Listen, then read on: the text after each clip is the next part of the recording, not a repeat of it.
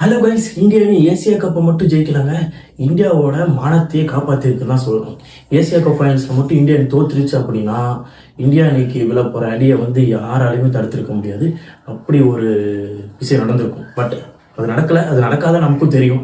ஏன்னா பாகிஸ்தான் அணி ஒன்றுமே இல்லை இந்தியாவை கம்பேர் பண்ணும்போது மொக்க டீமு.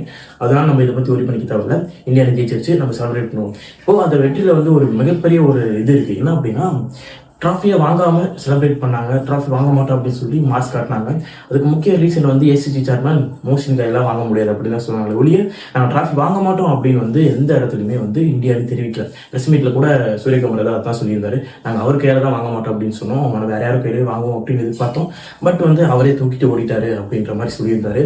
ரெண்டாவது நாங்கள் நல்லா விளையாண்டுருக்கோம். எங்களுக்கு அந்த ட்ராஃபி எங்களுக்கு முக்கியம் தான். ஏன்னா நாங்கள் தான் விளையாண்டுருக்கோம்.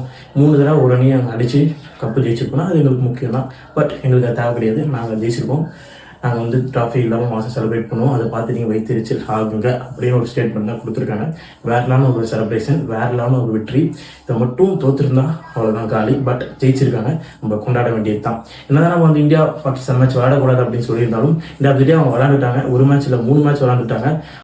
அதுவும் பாகிஸ்தான் அணியோட ஆட்டிடியூட்லாம் காட்டும்போது எப்பா என்னடா எப்படிலாம் இருக்கீங்க அப்படின்ற மாதிரி தோணுச்சு.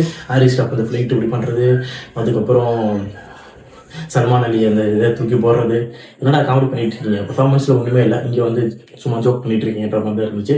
ரெண்டாவது இந்தியா அணி ஏசியா கப் ஜெயிச்சிச்சு. நமக்கு ஏற்கனவே தெரியும் ஏசியா கப் டீம் மொத்தத்துலையுமே பெஸ்ட்டான டீம் இந்தியா தான். ஆனால் இந்தியா அணி ஈஸியாக ஜெயிச்சிடும் தெரியும். பட் நமக்கு இந்தியா பாகிஸ்தான் கூட மேட்ச் இல்லாமல் நல்லா இருந்திருக்கும் அப்படின்னு தோணுச்சு. பட் நடத்திட்டாங்க. நடத்தி அதை ஜெயிச்சிருக்கோன்றப்போ நம்ம செலிப்ரேட் பண்ண வேண்டியது தான். மொத்தத்தில் ஏசியா கப் எப்படி இருந்துச்சு அப்படின்னு கேட்டீங்கன்னா எல்லாத்துக்குமே தெரியும், ஒரு மொக்கையாக தான் போச்சு.